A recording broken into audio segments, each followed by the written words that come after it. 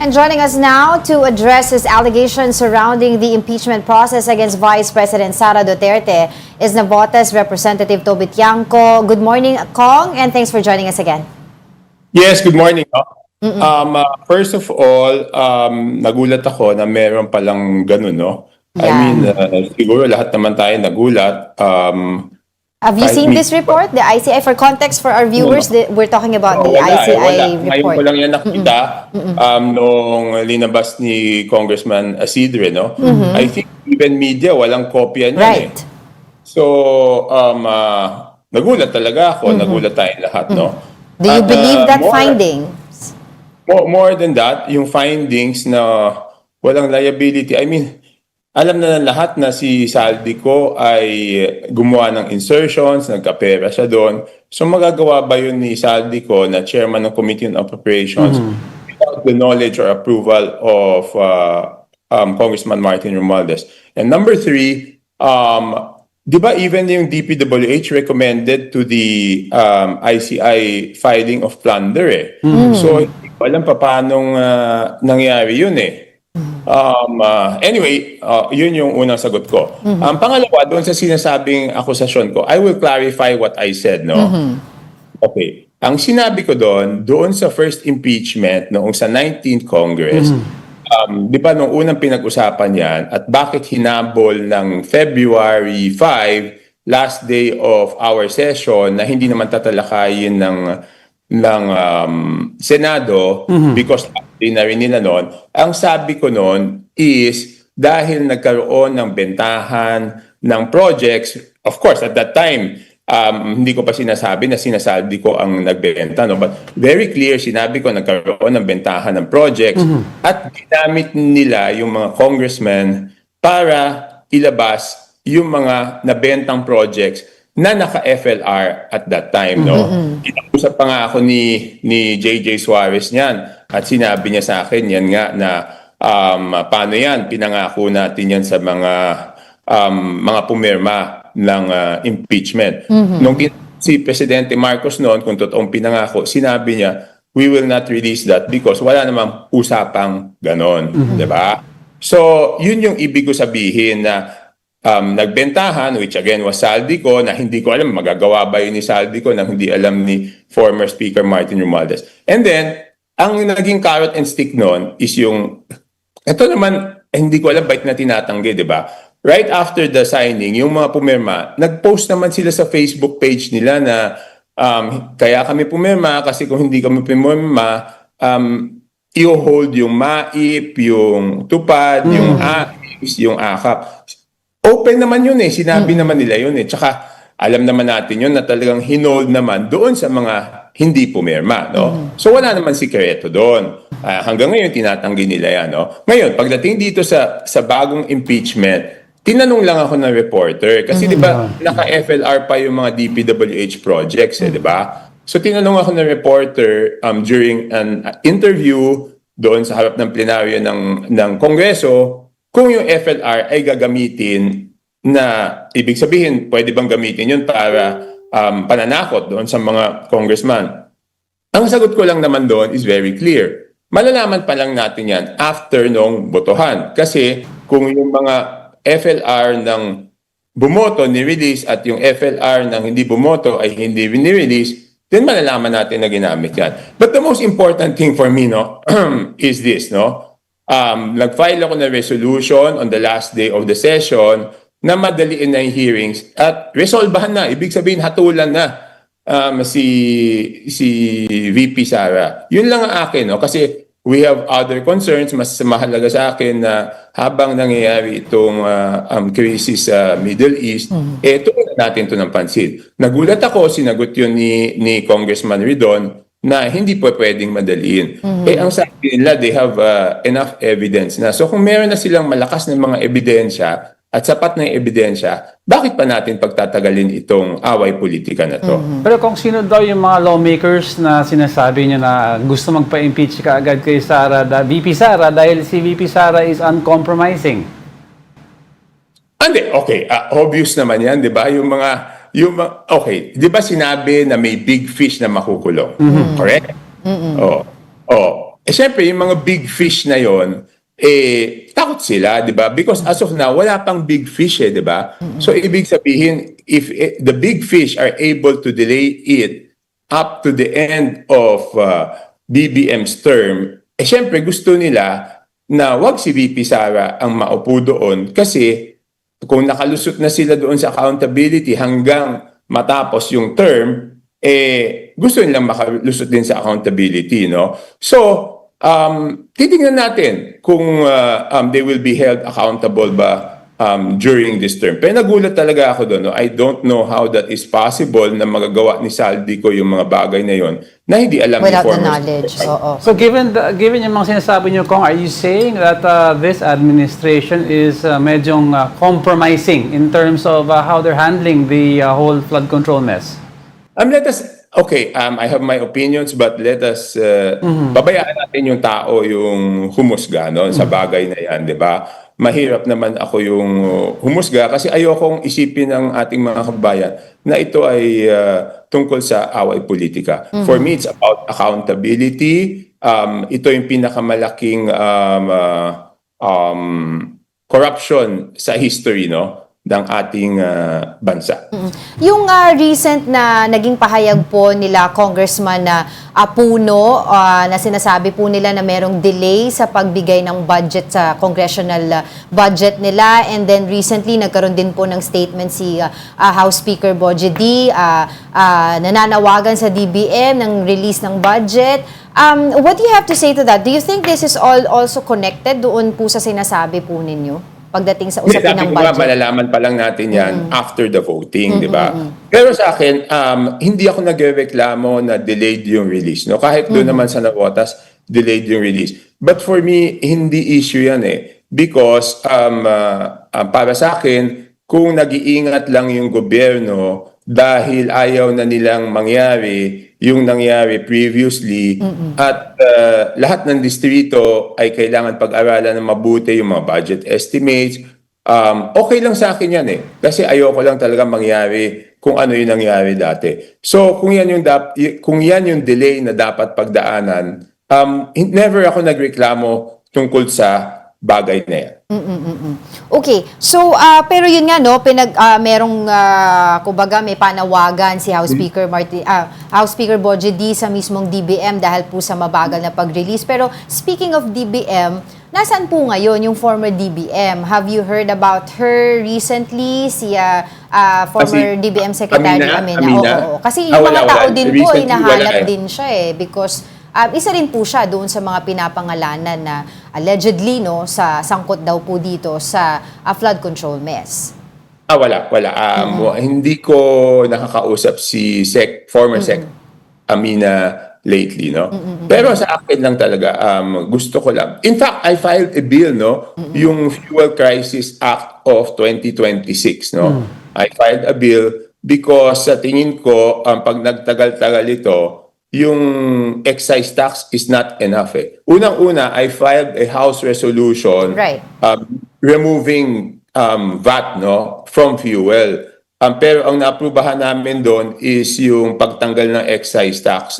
Pero sumuporta na rin ako noon. Ang pakiusap ko lang sa gobyerno, kung hindi pa rin sapat yung excise tax, sana open naman sila na tanggalin yung VAT. Because the difference of the excise tax and the VAT, yung excise tax sa crudo, sa diesel, fixed yon 6 pesos. Kahit 50 pesos yung price ng diesel, kahit 100 pesos yung price ng diesel, 6 pesos yon. Ang problema ko doon sa VAT is, pag 50 pesos yung price ng diesel, 12% is 6 pesos. Pag naging 100 piso yung price ng diesel, yung 12% is 12 pesos, di ba? So dumodoble, nakakadagdag siya.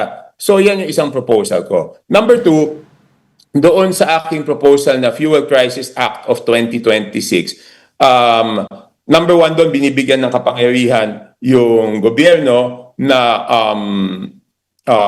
to stop yung mga excessive o yung mga nagsasamantala just in case magkaroon ng pagkakataon na pagsamantalahan yung presyo ng fuel, presyo ng bilihin, presyo ng utilities, ng internet, may kapangyarihan yung gobyerno na i-control yun. Number 2, 'di ba nagkakaroon ng pagtatalo doon sa hindi pagtaas ng fare ng mga Ng mga public mga utility utilities, vehicle. 'di ba?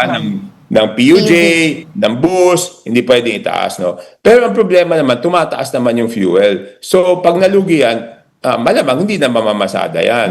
So, binibigyan ko doon ng kapangyarihan yung gobyerno na sila na ang uupa, whether local government or national government, sila na ang uupa doon sa mga PUJ, sa mga tricycle, para sila na mag-absorb, gobyerno na mag-absorb noong dagdag na presyo ng fuel. Ibig sabihin, hindi ipapasa ng mga jeep, ng mga tricycle, yung taas ng presyo doon sa mga sasakay, kung hindi gobyerno ang magbabayad ng taas na yon, and then ibibigay na libreng sakay ng gobyerno. So may kapangyarihan yung gobyerno nun. Tapos syempre pag tumaas yung mga presyo ng pagkain, mahihirapan na rin yung ating mga kababayan na magbayad ng rent, no? So hindi pa pwedeng magtaas ng residential rent. Doon sa MSMEs, doon sa micro, small, medium enterprises, hindi rin pwedeng magtaas ng commercial rent. Tapos pwede magbigay ng emergency loan ang SSS, GSIS, tsaka may moratorium doon sa payment ng mga loans. So yun ang iniisip kong ano. So I just want to concentrate on that, no? Yung impeachment, yun, nasabi ko na, sa tingin ko dapat madaliin. Kung ayaw nilang madaliin, wala naman akong magagawa, di ba? Pero kung ano ba ang talagang interpretation nito of how yung fuel companies decide kung paano sila magtataas ng presyo on a certain given time? Kasi like for example, let's take the food industry. Pag tumaas on that same day ang binili nilang supply, yun ang basis nila para magtaas ng presyo sa binibenta nila. Pero iba ang explanation ng fuel companies eh. Yes, that's okay. Buti, I thank you for Diego for bringing that up, no? Because that was one of the reasons bakit mas gusto ko yung VAT kaysa doon sa excise tax. Kasi excise tax, pagtatalunan pa natin, alin yung mga fuel na inimport na hindi na napatawan ng excise tax. So yung implementation at monitoring niya napakahirap, 'di ba? Pero yung VAT, 'di ba? Yung VAT kasi, 'di ba, pagbili natin ng fuel, laging may VAT. Yeah. So hindi na pwedeng sabihin na ay na-import namin itong fuel na to nung mataas pa yung presyo. So automatic, pag sinabi today, wala nang VAT, tanggal na yung 12%, di ba? Walang pagtatalunan. So mas madali ang implementation, mas madali yung monitoring para sa akin, no? Well, I remember when you were here last week, you also talked about the oil deregulation law and you Yes. support that as well. I was wondering ano pa po yung mga pwedeng gawin natin because a lot of people are also looking back doon po sa nangyari before yung Oil Stabilization Fund. Nabaon naman daw po sa utang yung gobyerno, yung pamahalaan, kaya hindi din daw po maganda ganun yung gawin. Ano po ba dapat? Yes, yun ang pinapaaral ko ngayon. Pero inuna ko pa kasi hinabol ko last week yung yung relief, yung Fuel Crisis Act of 2026 para matulungan yung ating consumers. This week pinapaaral ko lang po sa aking team yung Oil Deregulation Act kung dapat bang i-deregulate o hindi. Kasi parang ang knee-jerk reaction natin ngayon, parang, di ba? Ay, dapat i-deregulate natin yan kasi baka sinasamantala, no? So, do we have to deregulate or do we have to just monitor it ng mas mahigpit? Yun ang papag-aralan. Ngayon po sa Congress and both houses po sa lower and upper chamber, napag-usapan na po dito yung granting of emergency powers kay Pangulong Bongbong Marcos para nga po dito sa pagtatanggal ng excise tax. Pero parang po ngayon, medyo parang may pagdidili-dali po yung Pangulo, no, pagdating doon. So, wala na pong dapat gawin, siya lang po dapat ay pipirma, pero parang ngayon nagdadalawang isip po siyang gawin yun. Your thoughts on that?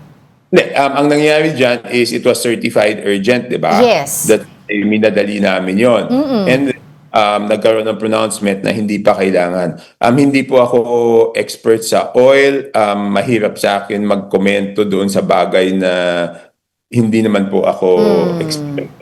Magkamali tayo ng sasabihin dyan sa bagay. Well, kasi syempre parang on your side, binadali po kayo ng Pangulo, mabigyan siya ng emergency powers, pero nung binibigyan na po siya ng emergency powers, pipirmahan na lang, syempre nagtataka po kami, mga mamamayan, bakit hindi pa po niya ginagawa. Pero kasi may mga explanation daw po sila doon. Yes. Lahat naman tayo nagtataka, no? Pero ang isang iniisip ko doon, baka naman kaya, I mean, I don't know the reason. Right. No? Bakit naman kaya minadali? Because alam magbe-break kami. So mas mahirap kang mag-request ng special session. So baka naman ang gusto lang, siguraduhin na meron na siyang hawak para pag kinailangan, ma-implement. No? But again, I don't know. No? I don't have first-hand information. But katulad ninyo, ang expectation ko is dahil pataas na nga ng di ba ang diesel yata is Ano na, oo. Basta yung 110, ngayon, alam ko, 120. Yes, we will reach. above 100 Yes. na eh. So, ako, sana kahit anong pwedeng gawin na para maibaba yung presyo, magawa na, no? So, para sa akin, mas maganda kung ma-implement na yung pagtanggal ng excise tax. Para sa akin yun. Pero kung, I don't know if you've heard yung statements ng ibang mga transport sectors kasi this is talking about subsidies, no? Sinasabi nila sa mga jeepney daw, mga 70 pesos na lang ang take-home pay nila per day, which is very low already and it's hard daw to survive on that. Now, speaking of subsidies, humihingi sila ng doble ng amount that they're receiving ngayon. Is there any opportunity na mapag-aralan ito? How can we address this? Because 70 to 75 pesos a day, medyo mababa po yan. Hindi kakayanin yun. No? Ang problema doon sa subsidies is baka hindi kayanin ng gobyerno. Kaya nga doon sa bill ko, sa Fuel Crisis Act, di ba, sabi nyo 17 ang take home. Ang mangyayari noon, yung national government o yung local government unit, ikokontrata niya ngayon yung jeepney, di ba? Okay. Okay. Pag kinontrata niya ngayon yung jeepney, I mean, parang subsidy na rin yun, pero hindi mo siya bibigyan ng cash, pero babayaran mo siya nung dapat na ibayad sa kanya. And then, ang mangyayari nun, ang local government o ang national government na ang magpapasan nung ekstrang pamasahe, pero ibibigay naman as libreng sakay para doon sa ating mga kababayan. Yun yung kasama doon sa Fuel Crisis Act of 2026. And this Fuel Crisis Act po, yung pag-arkila, kumbaga sa isang public utility vehicle only happens pag may emergency situation. Yes, meron ako linagay doon eh. Kung pag bumalik yung presyo ng diesel sa 60, pwede nang hindi. No? I'm just saying, may authority yung gobyerno. Hindi ko sinasabing dapat gawin ng gobyerno. Okay. Bibigyan Right. sila ng kapangyarihan na gawin ito. So iniisip natin lahat ng mga bagay na pwedeng gawin at pwedeng ibigay na kapangyarihan sa gobyerno para maibsan yung paghihirap ng ating mga kababayan. Kumbaga parang, of course, yung solution natin long term na hindi naman natin kasi kumbaga makontrol yung what's happening in the market sa pagdating sa produktong petrolyo no? So what we can only control is how we respond to it. Yun po yung ibig sabihin. Yes. So nag-iisip tayo ng mga so ang line of thinking doon is ano ang makakaapekto sa ating mga bayan? Siyempre, number one, presyo ng crudo. Number two, pag nagtaas ang crudo, ang presyo ng pagkain. Pag nabawasan Domino yung kita effect. niya, at hindi makadagdag ng sweldo yung mga kumpanya dahil nahihirapan rin sila, mahihirapan na yan magbayad ng upa ng bahay. Diba? Kaya yun yung mga in-address natin ng mga concerns nila. Kung we understand how very important this issue is, itong all crisis na to sa atin dahil talagang apektado po buong mga Pilipino dito. But also, we don't want to forget the issue po ng flood control mess. Yes, no? definitely. Of course, we want to ask you also doon po sa kaninang naging pag-uusap po natin na naging supposedly na investigation ng ICI. Ito pong ICI finding, do you think may weight pa po ba ito or do you also still trust the ombudsman na sila po ay magfa-file ng mga kaso doon po sa mga talagang involved dito sa mess na ito? Yes, the ICI referred it to the ombudsman and I trust Ombudsman Boying Remulla na gagawa niya to ng tamang hakbang. No? Malaki po ang tiwala ko kay Ombudsman Oo. Remulla. Pero itong paglabas po ng supposed, hindi pa na actually nilalabas, di natin alam saan po nakuha ni Congressman Asidre itong report na to. Yun Pero, ang nakakagulat, di ba? Oo. Bakit sila may ganun? oo eh. Pero do you think this will affect any investigation? Itong supposedly ginawa ng ICI, yung kanilang report?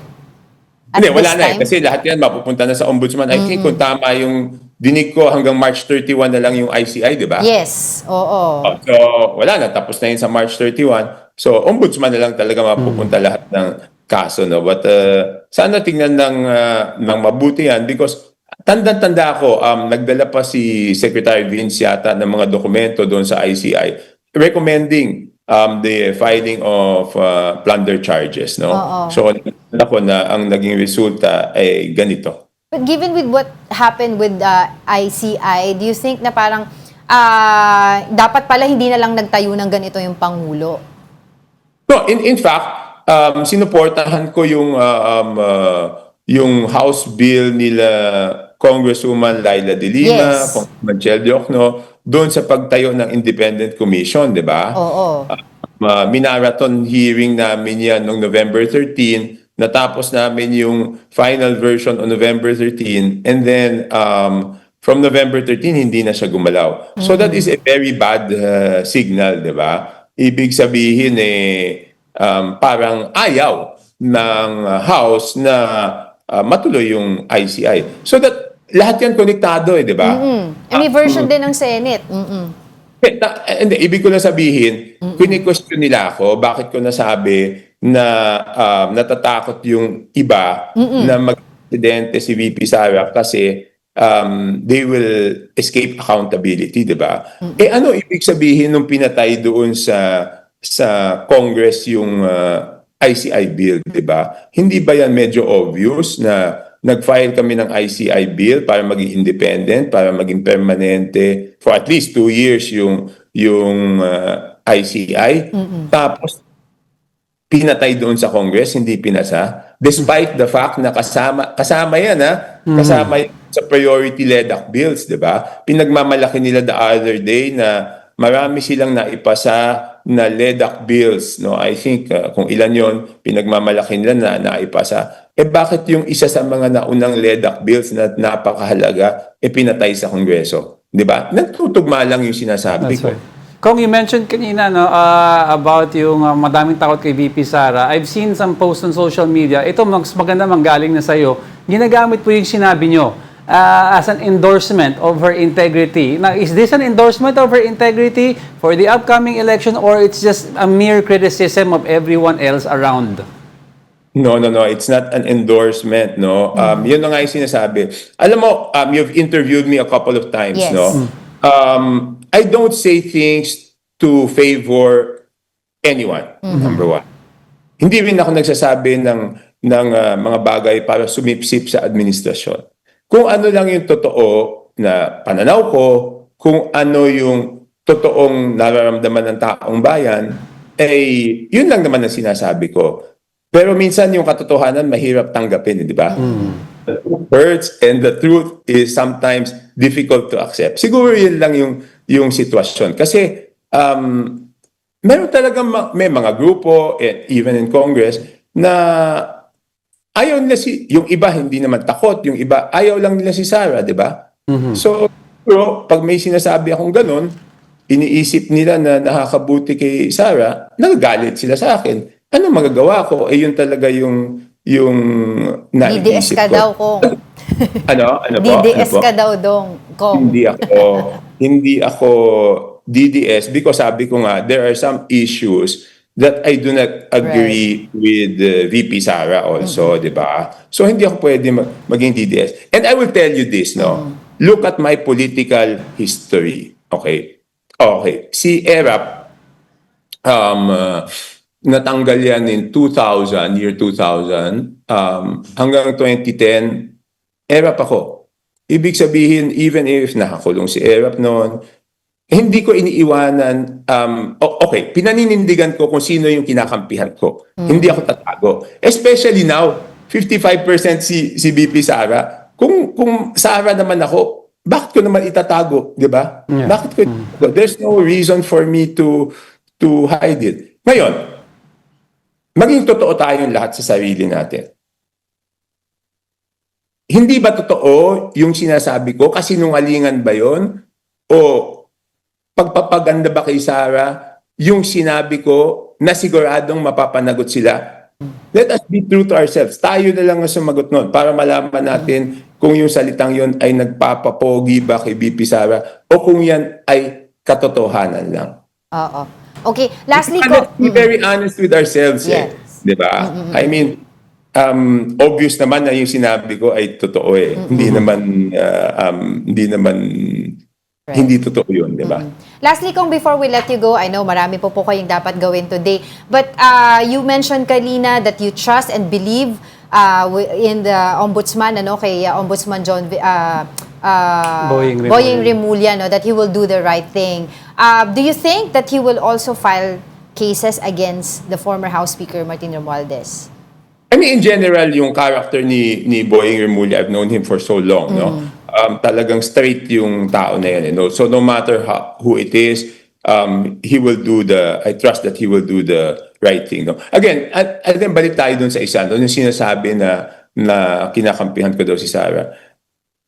I filed nga a resolution na madaliin yung investigasyon, di ba? So ibig sabihin, gusto ko rin na pagbotohan na. So hindi ko pinapatagal, hindi ko dinedelay. Siguro yun na yung pinakamaayos na patunay na hindi ako kumakampi sa kahit sino. Doon lang ako sa tama. Have you seen the evidence po against the Vice President? Most likely, ano po yung magiging boto po ninyo pagdating doon po sa usapin ng impeachment?